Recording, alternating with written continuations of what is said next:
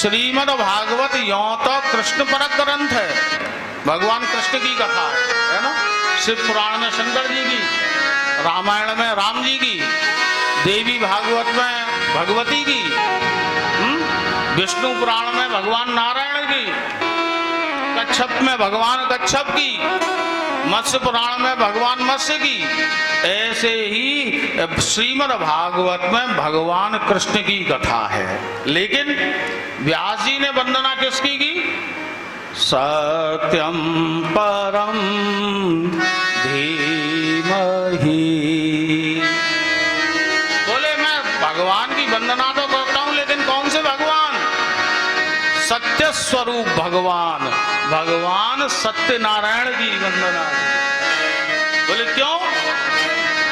इसलिए कि श्रीमद् भागवत भले ही कृष्ण कथा है, लेकिन संसार के प्रत्येक संप्रदाय, प्रत्येक धर्म के व्यक्ति का कल्याण करने वाली है ये, है ना।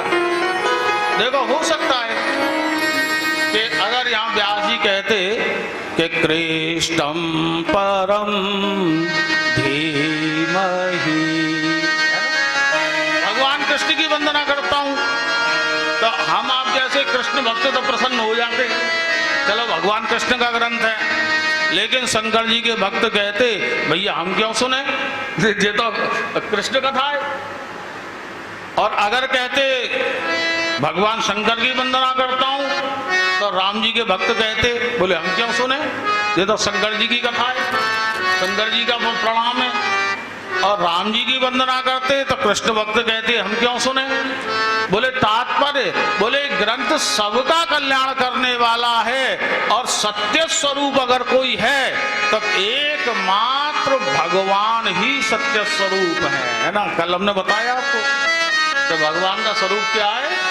सच्चिदानंद रूपाय, सत्य स्वरूप। अच्छा आगे भी आप सुनेंगे, 10वें स्कंद में देवता भगवान की जब गर्व स्तुति करेंगे, उस समय गर्व स्तुति में भी सब देवता मिल करके भगवान को एक ही नाम से पुकारते हैं, एक ही शब्द से भगवान को पुकारते हैं। वो शब्द कौन सा है? सत्यव्रताम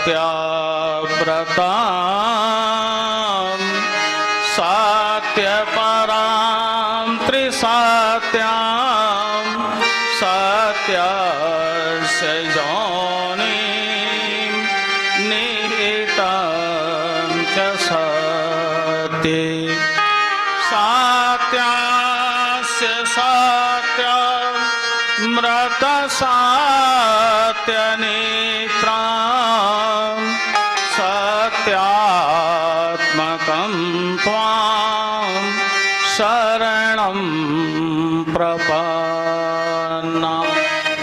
बोले हे भगवान सत्य, भगवान कृष्ण आपका सत्य से जन्म होता है, सत्य में ही विलय होता है, सत्य ही आपसे पूर्व, सत्य ही आपके बाद, सत्य आप में है, आप सत्य में हैं, आप सत्य स्वरूप हैं। इसलिए भगवान व्यास ने भगवान श्री कृष्ण के सत्य स्वरूप की वंदना की।